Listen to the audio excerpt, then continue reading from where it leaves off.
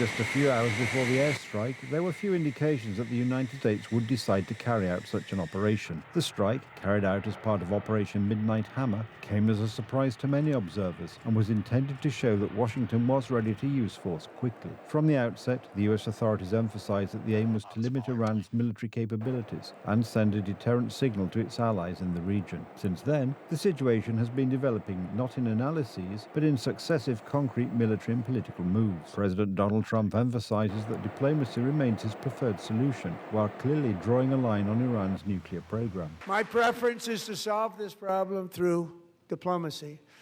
But one thing is certain, I will never allow the world's #1 sponsor of terror, which they are by far, to have a nuclear weapon. Can't let that happen. Iran wants to maintain its ability to enrich uranium for energy purposes, according to the authorities in Tehran. However, Washington knows full well that Iran is conducting advanced work on building its own bomb, and that the alleged energy program is merely a cover, hence the growing pressure, which has so far failed to yield results in the negotiations. I don't want to use the word frustrated, it's almost because he understands he's got plenty of alternatives. But it's curious, he's curious as to why they haven't, I don't want to use the word capitulated, but why they haven't capitulated. Why under this sort of pressure, with the amount of sea power, naval power that we have over there, why they haven't come to us and said, we profess that we don't want a weapon. On the other hand, the Iranian authorities declare that they will not bow to pressure and warn that negotiations cannot be used as a tool for political games.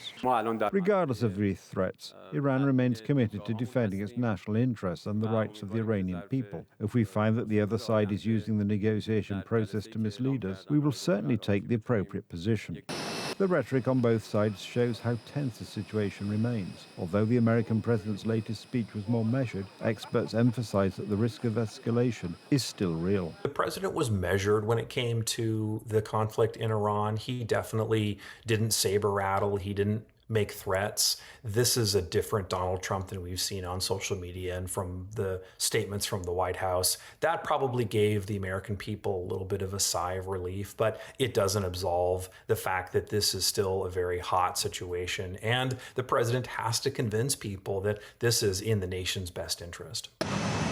Intensive international consultations are underway in the region. It is no coincidence that the Indian Prime Minister has just arrived in Israel. Officially, it is for economic and security cooperation, but the timing has diplomats analyzing it in the context of tensions surrounding Iran and Delhi's exploration of the possible scale of the conflict looming in the air. At the same time, talks are being prepared in Geneva, which some observers describe as a last chance and an attempt to stop further escalation. Their outcome may determine whether the conflict remains in the realm of political pressure or begins to move into the next phase of confrontation.